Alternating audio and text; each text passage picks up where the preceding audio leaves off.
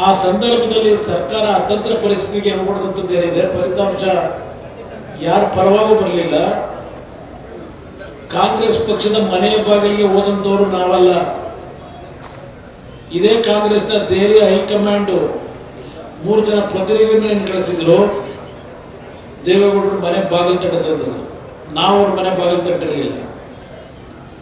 ಅವ್ರು ಬಂದಾಗ ದೇವೇಗೌಡರು ಒಂದು ಮಾತು ಹೇಳಿದ್ರು, ಯಾವ ಕಾಂಗ್ರೆಸ್ ಪಕ್ಷ ಇವತ್ತು ದಲಿತರ ಬಗ್ಗೆ ಮಾತನಾಡ್ತಾ ಇದ್ದಾರೆ, ಯಾವ ಕಾಂಗ್ರೆಸ್ ಪಕ್ಷ ಇವತ್ತು ಸಂವಿಧಾನವನ್ನ ನರೇಂದ್ರ ಮೋದಿ ಅವರು 400 ಸ್ಥಾನಗಳನ್ನು ಗೆದ್ದರೆ ವಿಸರ್ಜನೆ ಮಾಡಿಬಿಡ್ತಾರೆ ಅಂತಕ್ಕಂಥ ಅಪಪ್ರಚಾರವನ್ನು ಮಾಡ್ತಾ ಇದ್ದಾರೆ, ಮುಕ್ತ ಜನರ ಭಾವನೆಗಳನ್ನು ಕೆರಳಿಸ್ತಾ ಇದ್ದಾರೆ. ನರೇಂದ್ರ ಮೋದಿ ಅವರು ಮೊನ್ನೆ ಒಂದು ಮಾತು ಹೇಳಿದ್ದಾರೆ, ನಿನ್ನೆ ದಿನ ಡಾಕ್ಟರ್ ಬಾಬಾ ಸಾಹೇಬ್ ಅಂಬೇಡ್ಕರ್ ಅವರು ರಚನೆ ಮಾಡಿರ್ತಕ್ಕಂಥ ಈ ಸಂವಿಧಾನವನ್ನ ಯಾವ ಪಕ್ಷಗಳು ಯಾವ ವ್ಯಕ್ತಿ ಇದನ್ನು ರದ್ದು ಮಾಡಲಿಕ್ಕೆ ಸಾಧ್ಯ ಇಲ್ಲ, ಅದು ಬಹಳ ಗಟ್ಟಿ ಇರ್ತಕ್ಕಂಥ ಒಂದು ಸಂವಿಧಾನ. ಯಾರ ಕೈಲೂ ಅದನ್ನು. ರಾಮು ಫಿಶ್ ಹ್ಯಾಚರಿ ಮೂಲಕ ವರ್ಷಕ್ಕೆ 16 ಲಕ್ಷ ಲಾಭ ಗಳಿಸ್ತಿದ್ದಾರೆ. ನೀವು ಕೂಡ ಅವರಿಂದ ಕಲಿಬೇಕಾ? ಅವ್ರ ಜೊತೆ ವಿಡಿಯೋ ಕಾಲ್ನಲ್ಲಿ ಮಾತಾಡಬೇಕಾ? ಈಗಲೇ ಫ್ರೀಡಮ್ ಆ್ಯಪ್ ಡೌನ್ಲೋಡ್ ಮಾಡಿ. ವಿಸರ್ಜನೆ ಮಾಡಲಿಕ್ಕೆ ಸಾಧ್ಯ ಇಲ್ಲ ಅಂತ ಪ್ರಧಾನಮಂತ್ರಿಗಳೇ ನೇರವಾಗಿ ಹೇಳಿದ್ದಾರೆ. ಆದರೆ ಕಾಂಗ್ರೆಸ್ ನಾಯಕರುಗಳಿಗೆ ನರೇಂದ್ರ ಮೋದಿ ಅವರ ಬಗ್ಗೆ ಚರ್ಚೆ ಮಾಡಲಿಕ್ಕೆ ವಿಷಯ ಇಲ್ಲ.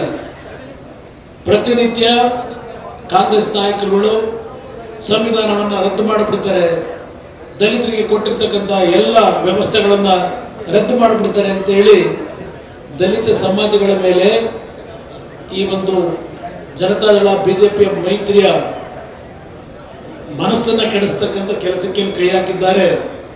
ಈ ಸಭೆಯ ಮುಖಾಂತರ ನಾಡಿನ ದಲಿತ ಸಮಾಜಗಳಿಗೆ ಹೇಳ್ತಾನೆ, ಯಾರಾದರೂ ಈ ರಾಜ್ಯದಲ್ಲಿ ದೇಶದಲ್ಲಿ ದಲಿತರಿಗೆ ಅನ್ಯಾಯ ಮಾಡಿದರೆ ಅದು ಕಾಂಗ್ರೆಸ್ ಪಕ್ಷ ಅಂತಕ್ಕಂಥದ್ದನ್ನು ಮರಿಬಾರದು ಅನ್ನೋದನ್ನು ಹೇಳಕ್ಕೆ ಬಯಸ್ತೇನೆ. ಹೇಳಿದ್ದಾರೆ ತಮಿಳುನಾಡಿನಲ್ಲಿ ರಾಹುಲ್ ಗಾಂಧಿ ಅವರು ಮಾತನಾಡಬೇಕಾದ್ರೆ 31 ಲಕ್ಷ ಸರ್ಕಾರದ ನೌಕರಿಯನ್ನು ಕೊಡ್ತೀವಿ ದೇಶದಲ್ಲಿ ನಮ್ಮ ಪಕ್ಷ ಅಧಿಕಾರಕ್ಕೆ ಬಂದರೆ ಅಂತ ಹೇಳಿದ್ದಾರೆ. ನಾನು ರಾಹುಲ್ ಗಾಂಧಿ ಅವರು ಒಂದು ಮಾತು ಹೇಳಲಿಕ್ಕೆ ಬಯಸ್ತೇನೆ, ನೀವು ಕೇಂದ್ರದಲ್ಲಿ ಅಧಿಕಾರಕ್ಕೆ ಬಂದು 31 ಲಕ್ಷ ಉದ್ಯೋಗ ಕೊಡೋದಿರಲಿ, ಕರ್ನಾಟಕದಲ್ಲಿ 136 ಸ್ಥಾನ ಕೊಟ್ಟಿರ್ತಕ್ಕಂಥ ಈ ರಾಜ್ಯದಲ್ಲಿ ಕಾಂಗ್ರೆಸ್ನ ಅಧಿಕಾರದಲ್ಲಿ ಏನಿದ್ದೀರಿ, ಸುಮಾರು 2.25 ಲಕ್ಷ ಸರ್ಕಾರದ ಹುದ್ದೆಗಳು ಇನ್ನೂ ಖಾಲಿ ಇಟ್ಟುಕೊಂಡಿದ್ದೀರಿ. ಮೊದಲು ನಿಮಗೆ ನಿಜಕ್ಕೂ ಯುವಕರಿಗೆ ಒಂದು ಉದ್ಯೋಗ ಕೊಟ್ಟು ಯುವಕರುಗಳನ್ನು ಬದುಕಿಸಬೇಕು ಅನ್ನೋದಿದ್ರೆ ಮೊದಲು ಕರ್ನಾಟಕದಲ್ಲಿ 2.25 ಲಕ್ಷ ಖಾಲಿ ಹುದ್ದೆಗಳನ್ನು ಇಟ್ಟುಕೊಂಡಿದ್ದೀರಿ ಹಲವಾರು ಇಲಾಖೆಗಳಲ್ಲಿ. ಇದನ್ನ ಇವತ್ತು ಭರ್ತಿ ಮಾಡಲಿಕ್ಕೆ ನಿಮ್ಮ ಮುಖ್ಯಮಂತ್ರಿಗಳಿಗೆ ಮೊದಲು ಸಂದೇಶ ಕೊಡಿ ಅನ್ನೋದನ್ನ ನರೇಂದ್ರ ಮೋದಿ ಅವರು ಬಗ್ಗೆ ಚರ್ಚೆ ಮಾಡ್ತಕ್ಕಂಥ ರಾಹುಲ್ ಗಾಂಧಿ ಅವರಿಗೆ, ಸಿದ್ದರಾಮಯ್ಯ ಅವರಿಗೆ ಹೇಳಲಿಕ್ಕೆ ಬಯಸ್ತೀನಿ.